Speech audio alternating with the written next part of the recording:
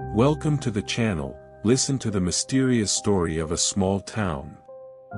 Dim the lights in the room, snuggle up under a blanket.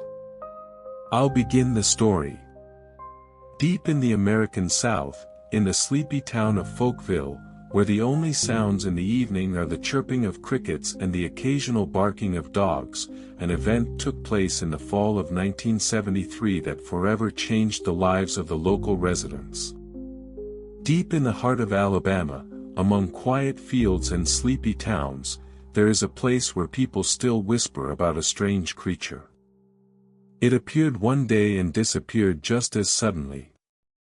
But it left behind a shadow of fear, a curse, and a legend that has lived on for half a century. This is the story of the Metal Man of Folville. The locals know who we're talking about. Today, the Metal Man of Folville remains one of the most mysterious enigmas of cryptozoology in the United States. No one knows who or what he was. But if you find yourself in Alabama at night and hear quick footsteps behind you, and a silvery glint flashes in the darkness, maybe he's back.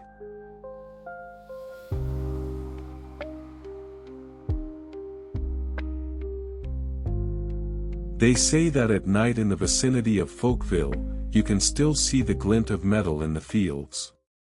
Sometimes people hear a strange metallic clatter, as if something is running across the ground at superhuman speed. Deep in Alabama, where the fields stretch to the horizon and the nights are dark and silent, life in the 1970s was uneventful.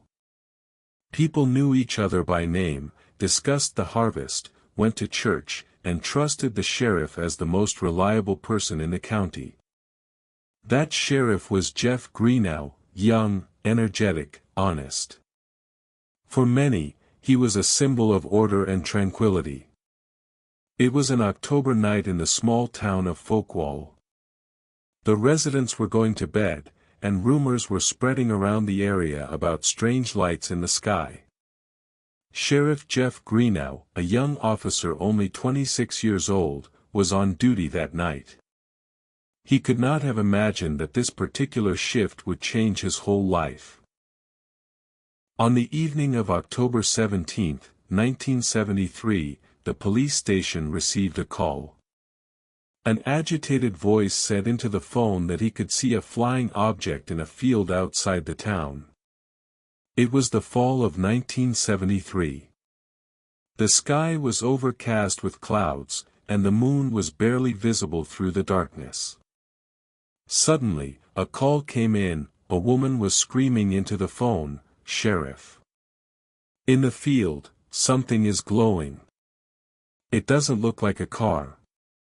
It's a UFO." In a small town, such calls were rare. Greenhow, as expected, took the call seriously. He got into his patrol car and grabbed his Polaroid camera, just in case he really did find something unusual. The road led through endless fields, swept by the wind. The night was so dark that even the headlights were swallowed up by the blackness. He drove to check it out. He arrived at the spot. The sky was dark, with only a thin moon breaking through the clouds. In the distance, he noticed a strange glint, like a metallic shine under the moon. He drove up to the field and saw an indistinct figure. It was human-sized, but not human-like. From head to toe, it was covered with something shiny, as if made of liquid metal. The figure stood motionless, reflecting the light of the headlights like a mirror. No eyes, no mouth, no face, nothing. Just a smooth, faceless helmet. At the edge of the field stood a creature covered in something that resembled liquid metal. In the moonlight, it shone like a mirror, but made no sound. Its body was smooth and elongated. Its facial features were hidden by a solid, shiny helmet. This figure seemed too smooth, too symmetrical to be human. No, it didn't seem human. Greenhow, trying not to tremble, raised his camera.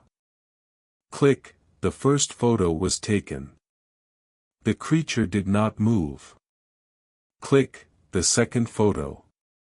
And only after the third shot did the creature seem to come to life. What the sheriff saw made his heart stop. Before him stood a creature about the size of a human, completely encased in a shiny metal suit.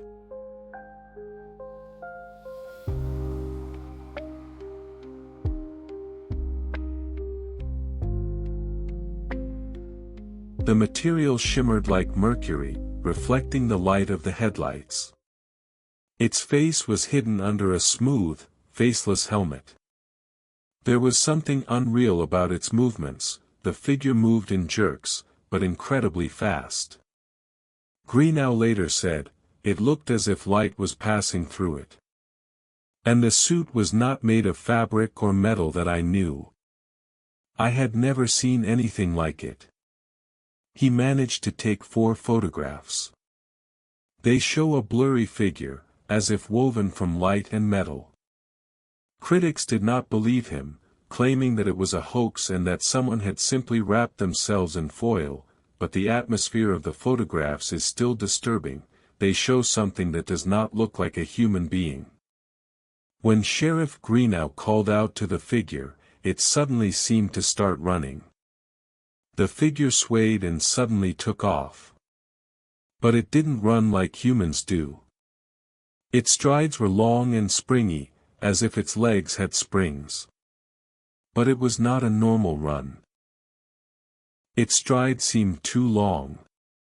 Its speed was superhuman, and the sound, according to the sheriff, resembled the scraping of metal on the ground. The creature was running. The sheriff jumped into his car, started the engine, and sped after it. The headlights glided over the shiny back of the figure, which disappeared and reappeared, as if dissolving into the darkness.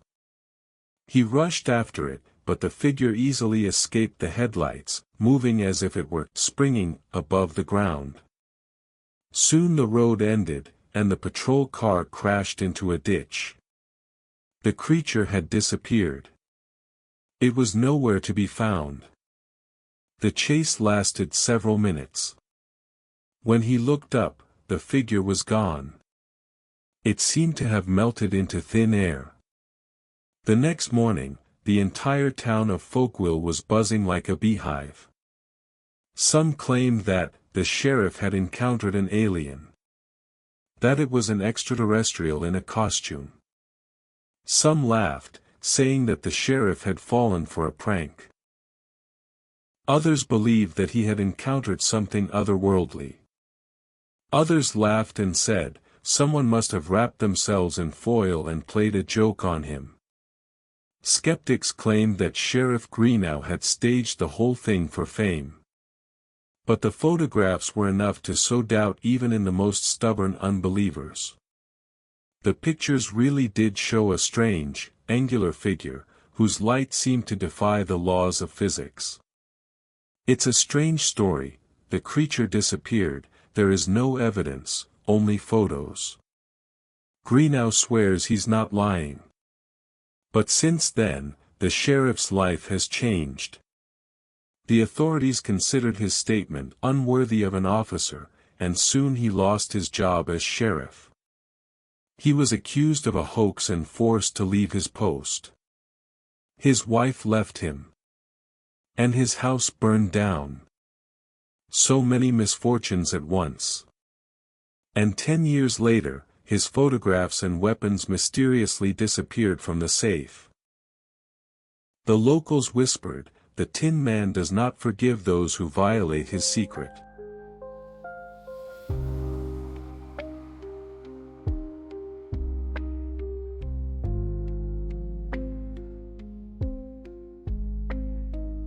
But Greenhow's life went downhill. Some believe it is the curse of the Tin Man. Since then, locals say that at night in the vicinity of Folkville, you can still see the glint of metal in the fields. Sometimes people hear a strange metallic clatter, as if something is running across the ground at superhuman speed. Many people later speculated about who it could have been. There were theories that it was an alien in a spacesuit who had been abandoned or lost his ship. Or that it was an energy entity that took on a form that reflected light. Or that it was an ominous sign, a harbinger of the misfortunes that later befell the sheriff. Wherever it appears, misfortune inevitably follows. The story of Greenhow remains a mystery to this day.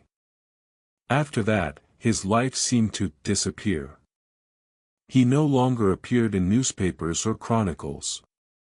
There is no accurate information about where he lived or what he did. Some sources claim that he tried to find a simple job, but was constantly met with ridicule and pressure from society. He swore that he had seen the creature and never recanted his words for the rest of his life. And the townspeople, although they laughed during the day, still lock their doors at night and try not to walk in the fields. After all, no one knows where and when the metal man of Folville will reappear. The old people in Folkville still claim that. On moonless nights, if you listen carefully, you can hear the metallic clang of footsteps in the field. And if you suddenly feel like someone is watching you from the darkness, it's better not to look back. Because the Tin Man is probably still there. And he's waiting for new witnesses. Who wanted to erase all traces. After that, the sheriff's life seemed to disappear. He no longer appeared in newspapers or chronicles. There is no accurate information about where he lived or what he did. Greenhow left Alabama, trying to forget the disgrace. He lived a secluded life and never mentioned that night again. Today, Jeff Greenhow is hardly remembered. He disappeared from the newspapers and the news. Some sources claim that he tried to find a simple job, but was constantly met with ridicule and pressure from society. Rumor has it that one day he simply disappeared. Neighbors said that his house was found empty, with the doors wide open. On the floor were only strange marks, similar to dents from metal legs. There are also those who believe that Greenhow was taken out by the secret services. Perhaps the photos really did capture something alien, and he was silenced. There are many versions, but none of them provide a definitive answer. Was it an alien, an interdimensional entity, an army experiment, or just a joke? The answer was lost in the darkness of the night, along with the metal man himself. But the strange echo of his footsteps can still be heard by the residents of Folkville. Today, no one knows for sure where Jeff Greenhow ended up.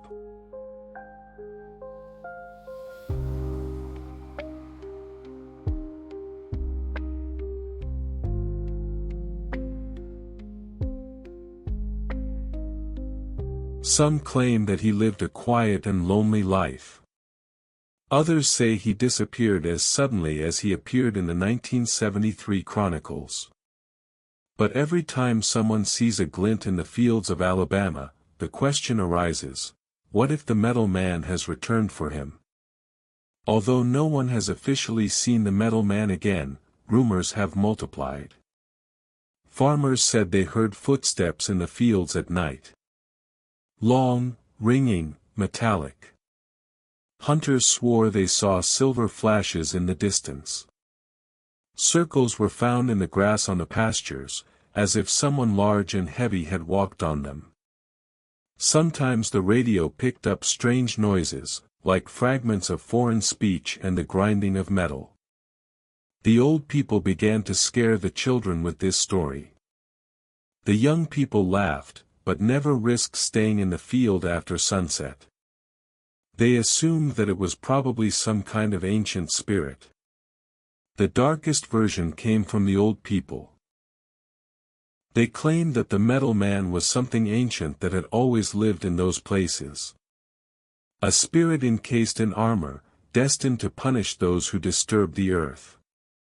It does not kill immediately. It breaks destinies. And Greenhow became proof of that.